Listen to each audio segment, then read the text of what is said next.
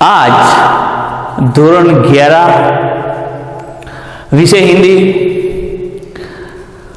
पाठ गद्य 12 दुख।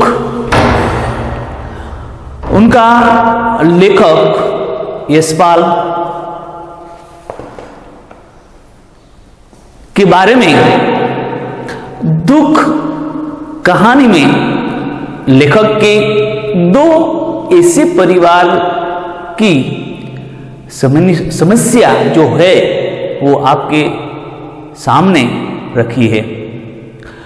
लेखक यशपाल का उसके बारे में पढ़ेंगे। बाद में दुख कहानी दो ऐसे परिवार है जे उसके बारे में चर्चा करेंगे। तो मैं विद्यार्थी मित्रों में आशा करता हूं जब ये दुख कहानी जब पढ़ते हैं तब अपनी किताब खुली रखकर जो मैं पढ़ाता हूं वो आप ध्यान से पढ़े, वही मेरी विनंती है। विद्यार्थी मित्रों आगे देखिए उनका लेखक का परिचय।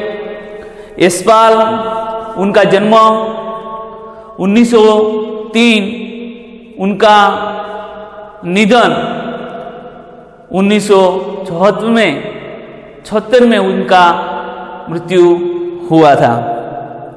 यशपाल जी का जन्म पंजाब के कागड़ा जिले में हुआ था।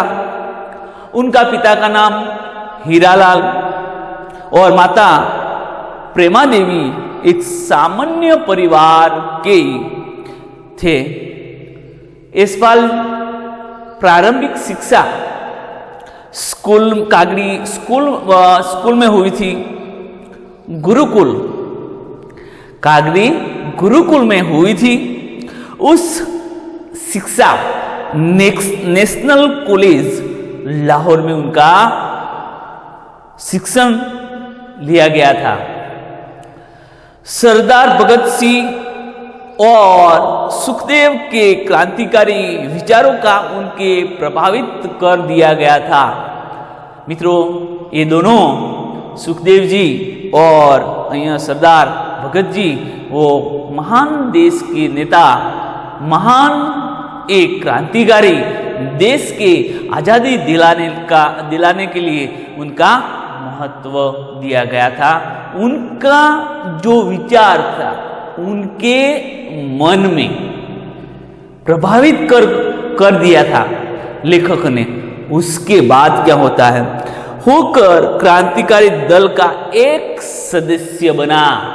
सदस्य गुजराती में कहते हैं तो एक सभ्य बने से सदस्य बने। उसके बाद जेलवास भी भोगे, कारावास भी उसने किया गया। इन मार्क्सवादी ये विचारधारा के समर्थन थे। आज दुख कहानी आप पढ़ने वाले हैं तो इसके बारे में आगे देखिए। प्रस्तुत ये दुख कहानी अपने ठोस यथार्थवादी रचना है। इनमें एक और भावग्रस्त लोग के दारुण गरीबी उसे कहते हैं, दुख कहते हैं कि यथार्थ चित्रण किया गया है। आर्थिक विपन्नता के कारण बेहाल और बेबस परिवार की ये हृदय विदारक कंगाली का वर्णन किया गया है। दूसरी ओर से उच्च, जिसके पास कुछ कमी नहीं है, वो परिवार सुखी और संपन्न परिवार में भी वो दुख देखने मिलता है। आगे देखिए। संतुष्ट न होकर आपको दुखी समझती है। दुख भरी परिस्थिति तुलना कर कहानी ने ये नायक बना गया है। तो छात्रों, आज ये दुख कहानी में मैं एक कहानी के बारे में बताना चाहता हूं, तो आप ध्यान से सुनिए। ये कहानी में दिलीप और हेमा दोनों पति पत्नी हैं। दिलीप हेमा से अति आवश्यक उसे कहते हैं, वो चाहते हैं। बाद में दिलीप ने हेमा को पूर्ण स्वतंत्रता दी गई है, जो करना है वो करने के लिए छुट्टी दे दी गई है। दिलीप और हेमा में एक सामान्य सा घटित घटना बनती है। वो घटना क्या है? एक दिन दिलीप के घर दिलीप की सहेली उनके घर आती है और दूसरे दिन दोनों फिल्म देखने के लिए सिनेमा घर में जाते हैं। सिनेमा देखने के लिए जब जाते हैं तब वो सहेली और दिलीप दोनों वापस लौटते हैं। तब हेमा घर पर अकेली है, वो रूठी हुई थी। बाद में वो हेमा उसके घर के छोड़कर उसे मायके चले जाती है। तब दिलीप उनके घर में उनका एक छोटा सा भाई है और नौकर है। बारिश का मौसम है, एक तरफ बारिश बरस रही है। वर्षा ऋतु का सितंबर महीना चलता है, तो ये बारिश का मौसम है और खिड़की के पास वो बैठे हैं। बारिश पड़ रही है और धीरे धीरे उनका पर्दा हटाकर देखते हैं तो बारिश थम गई थी। दिलीप ने सोचा कि घर में अकेले ही बैठकर क्या करूं, तो उनसे चिंता मुक्त को छोड़कर वो बारिश थम जाने के बाद वो साइकिल लेकर टहलते टहलते बाजार के वो एक मिंटो पार्क वो है, वहां जाने चाहते हैं। जब दिलीप साइकिल लेकर वो मिंटो पार्क चले जाते हैं, उसके बाद धीरे धीरे साइकिल टहलते हैं तो शाम के 6 बज गए हैं। बारिश की मौसम में जब वो जाते हैं तब वहां जाकर बैठते हैं, बेंचेस पर बैठकर वो सोच रहे हैं। बाद में ठंड लग न जाए इसीलिए उसके साथ टोपी ले गए हैं, वो भी सिर दर्द न हो पाए इसीलिए वो पहन देते हैं। बाद में वो सोचते मिंटो पार्क से वो सोचते वो रात को 9 बज गए हैं।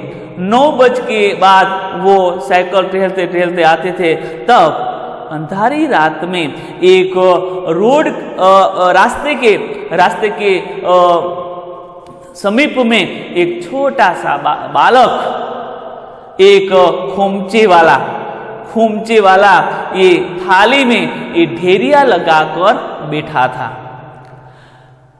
दिलीप ने सोचा कि इतनी अंधारी रात हुई है, ये रास्ते के में ये कौन सी आवाज रख रही है।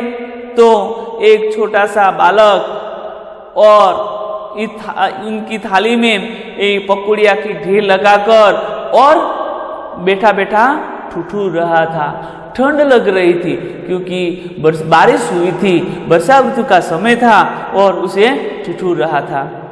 बाद में दिलीप ने सोचा कि ये छोटा सा बालक यहाँ क्या कर रहा है।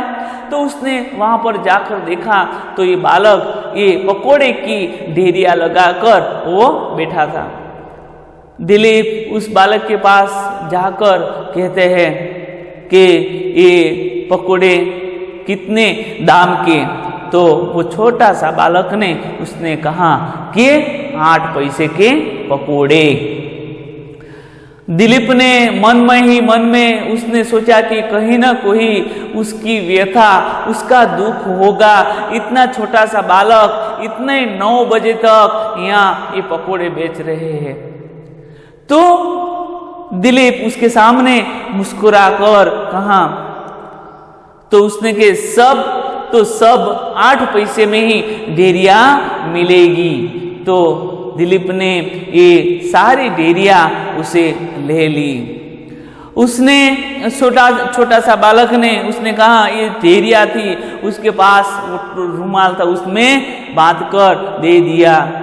वो छोटा सा बालक वहां पर उसके साथ थाली थी, वो थाली उसके छाती पे चिपट कर वो धीरे धीरे ये बारिश हुई थी और नीचे पानी था, पानी में फंसा चप चल रहा था। दिलीप ने उसे कहा कि उसने ये 8 पैसे की ढेरिया थी तो उसने 1 रुपया दिया। तो 1 रुपया था उसके ये छोटे से बालक के पास छुट्टे नहीं थे। बाद में बालक कहते हैं कि सर जी साहब बाबू कि मेरे पास छुट्टे नहीं हैं।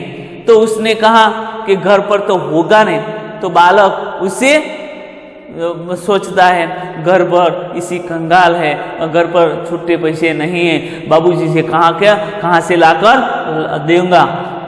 तो बाबू तब उसे छोटा बालक ने कहा तो नहीं है। तो दिलीप ने कहा कि मैं आपके घर कहाँ पर है? तो उसने छोटा सा बालक ने कहा कि सामने ये रास्ता पड़ता है, उसके पास एक छोटा सा खिड़की है और खिड़की के पास मेरा घर है।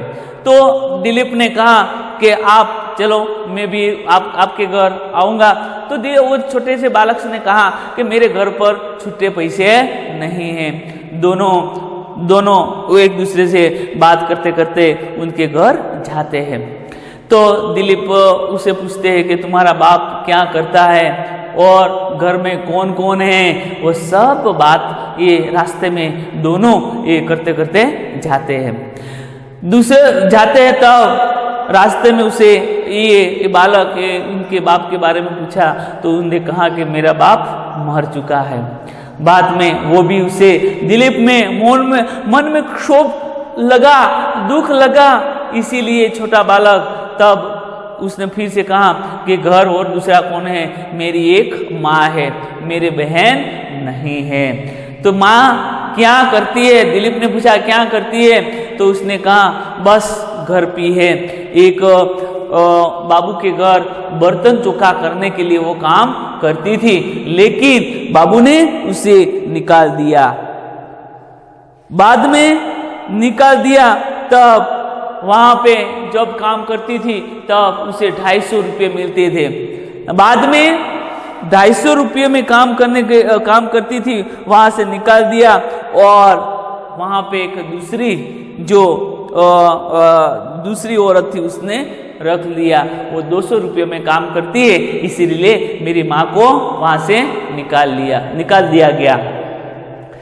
बाद में मित्रों ये वहाँ पे ये दोनों बातें करते करते उन काली सी खिड़की और खिड़की के पास वो छोटा लड़का जब उसके घर जाता है तो दौड़कर घर में चले जाते हैं। दिलीप ने सोचा, वहां जाकर खड़ा देखा तो सामने एक टूटी फूटी झोपड़ी थी અને काली सी घटा पर बिजली का लैंप जब जल रहा था, उनका प्रकाश सामने जो खिड़की थी वहां पर उसके पड़ रही थी। तब ने देखा तो काली सी, वहां पर काली सी एक छाल, उसमें कहते हैं चादर उससे कहते हैं। तो ये ओढ़कर एक बूटी सी और एक माँ वहां पर निकली।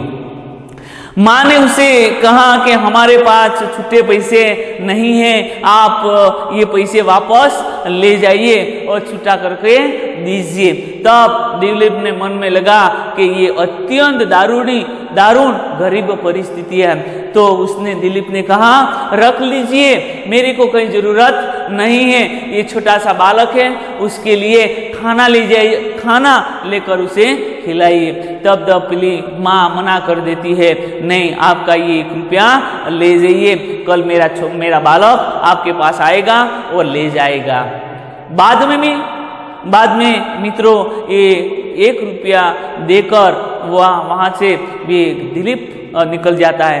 थोड़े आगे कर रुक कर वो सारी परिस्थितियां देखता है। तब ये छोटा सा बालक माँ से कहते हैं कि माँ मुझे भूख लगी है, माँ मुझे भूख लगी है।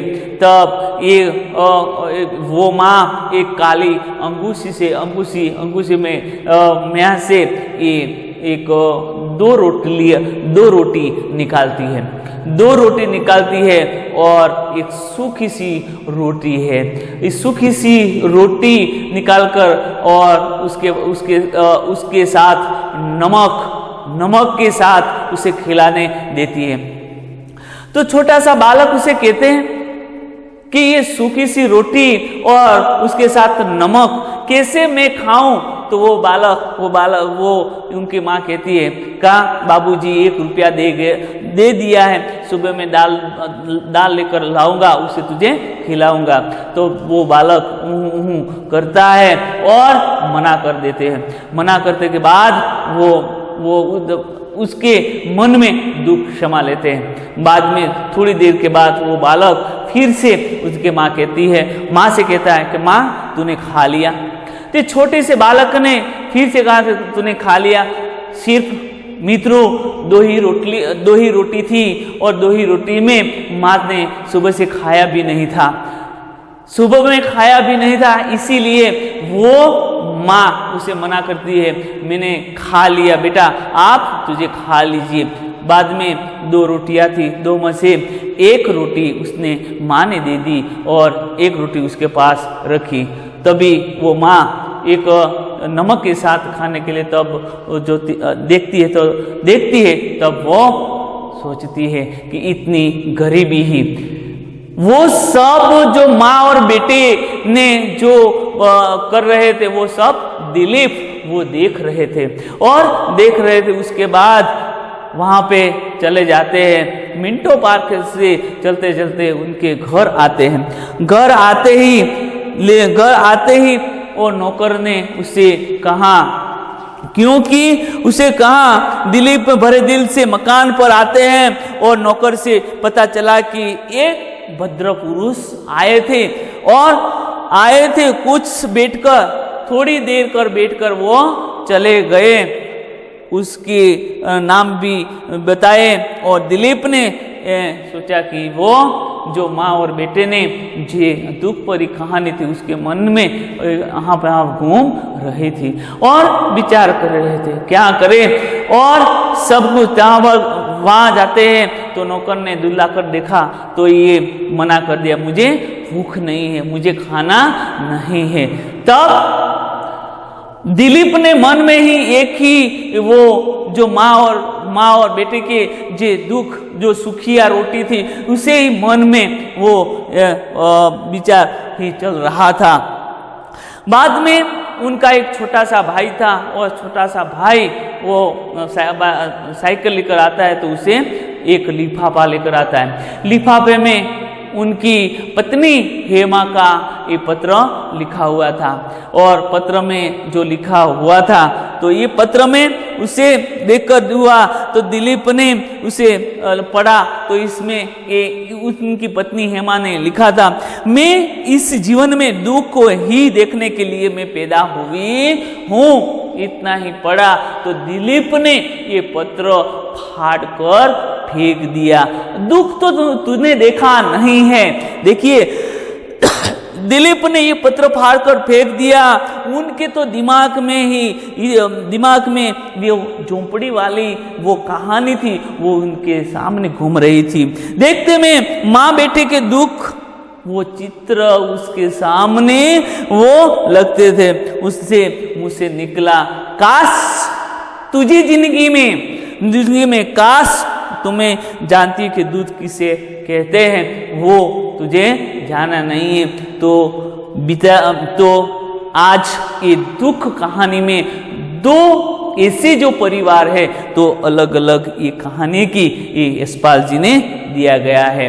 ये कहानी के बारे में आप ये पढ़े, उसके बाद आगे भाग 2 में पाठ के पढ़े, उसके बाद आगे देखेंगे। अस्तु। जय श्री स्वामीनारायण।